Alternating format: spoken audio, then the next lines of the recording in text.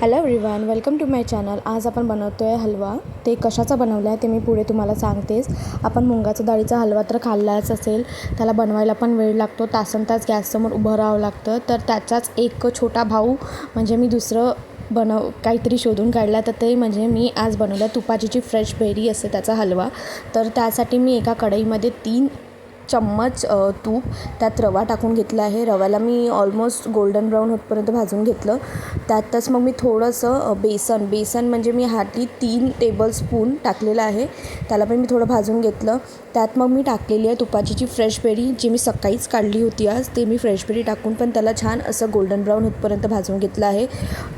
थोडंसं म्हणजे एकदम जास्त रेड नाही करायचं, जेणेकरून तो आपल्याला कळू नाही लागेल. थोडं हे गोल्डन ब्राऊन होतपर्यंत त्याला भाजून घ्यायचं आहे. त्यात मग मी दूध टाकलं आहे कन्सिस्टन्सी पातळ करायला. त्यात मग त्यातच मी दीड वाटी मी साखर टाकली आहे. ज्या वाटीने मी रवा आणि बेरी घेतली होती त्याच वाटीने मी साखर टाकली आहे. तुम्हाला तुमच्या अकॉर्डिंग तुम्ही गोड जर खात असाल तर जास्त टाका, इवन कमी खात असाल तर कमी टाका, as per your choice. Then मग मी त्यात टाकलं आहे वेलची पूड आणि आपले ड्रायफ्रूट्स.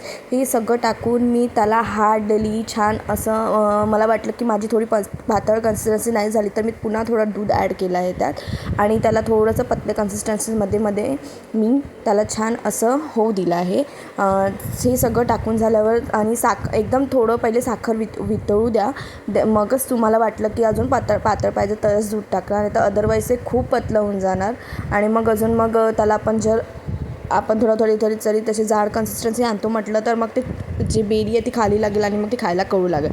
एवढी दक्षता नक्की घ्या. आणि त्यावर हे सगळं झाल्यावर त्याला थोडंसा 2 ते 3 मिनटं झाकून ठेवा, जेणेकरून त्याची एक चांगली वाफ निघेल आणि जे तूप आहे ते बाहेर निघेल. तर समजा तुमचा हा जो शिरा आहे तो झालेला आहे आणि खायला खूप छान माउथ वॉटरिंग आणि मुगाच्या डाळीसारखा सेम लागतो. तर तुम्ही एकदा नक्की ट्राय करून बघा आणि तुम्हाला आजची माझी रेसिपी कशी वाटली हे मला नक्की कमेंटमध्ये कळवा. भेटूया आपण पुढील व्हिडिओमध्ये. तोपर्यंत बाय.